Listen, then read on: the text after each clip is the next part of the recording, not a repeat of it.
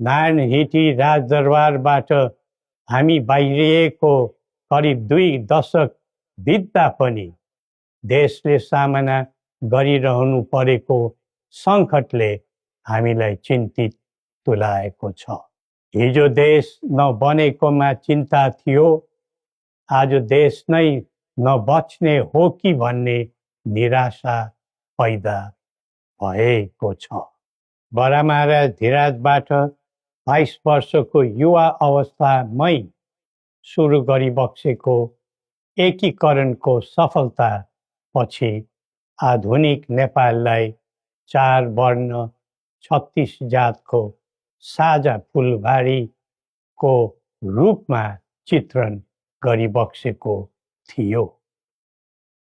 यो मुलुक राजाको मात्र होइन, जनता र राजाको समान स्वामित्वको देश हो भन्ने सन्देश पनि दिइबक्सेको थियो।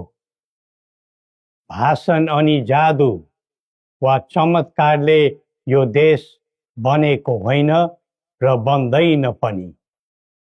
सबै जात, धर्म र क्षेत्रका नेपालीको साझा प्रतिनिधिका रूपमा काम गरेको राज संस्था जनताले सुम्पेको जिम्मेवारीबाट विमुख हुनै सक्दैन।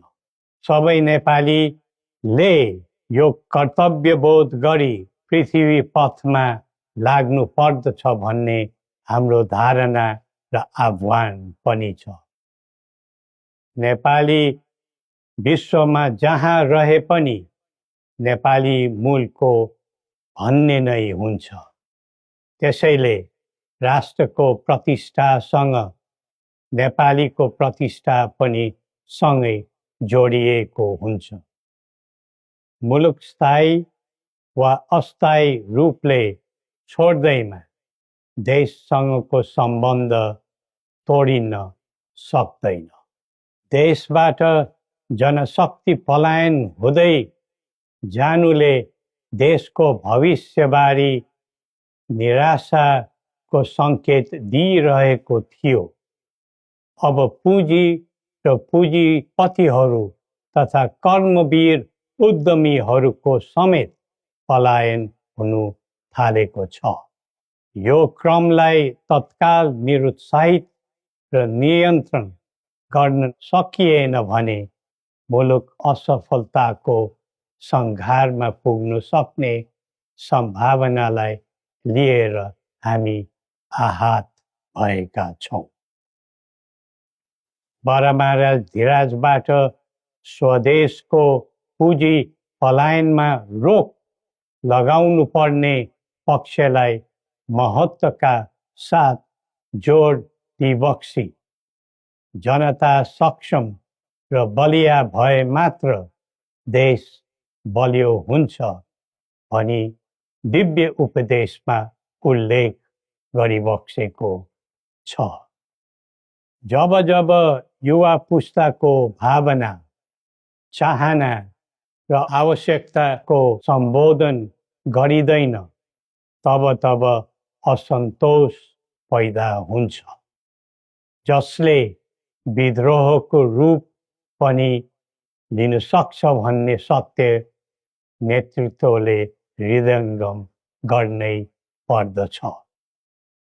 नेतृत्वले पटक पटक युवालाई प्रयोग मात्र गर्ने तर उनीहरूको आवश्यकता बुझेर काम नगर्ने प्रवृत्तिले युवामा असन्तोष जन्मेर देशमा जनधनको हानि भयो। जसरी भविष्यका कर्णधारहरूको ज्यान गयो, त्यसले सबैलाई स्तब्ध बनाएको छ। युवाहरूमा भ्रष्टाचारप्रति असहिष्णुता र आइटी प्रतिस्पर्धामा अग्रताको जोश देखिनु उज्जवल भविष्यको सङ्केत हुन्। तर उन्नतिको गन्तव्यमा राजनीति चुक्यो भने अल्छीको सपना मात्र बन्न जान्छ। स्वचालित व्यक्तिले राष्ट्रको हित खोज्दै जान्छ, परिचालित व्यक्तिले अर्काको मित खोज्दै हिँड्छ। राष्ट्रिय सहमति बिना निकास खोज्नु समय खेर फाल्नु मात्र हो। समुन्नतिको यात्रामा सबै मिलेर अघि बढौँ।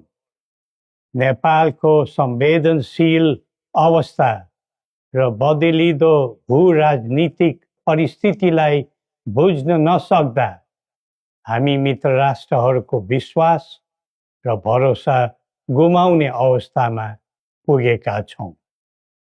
असन्तुलित बन्दै गइरहेको परराष्ट्र नीति र व्यवहारले राष्ट्रिय हितमा गम्भीर असर पुगिरहेको समयमा दिव्य उपदेश र बौद्धिक दृष्टिकोणहरूको महत्त्व अझ बढ्दै गएको छ।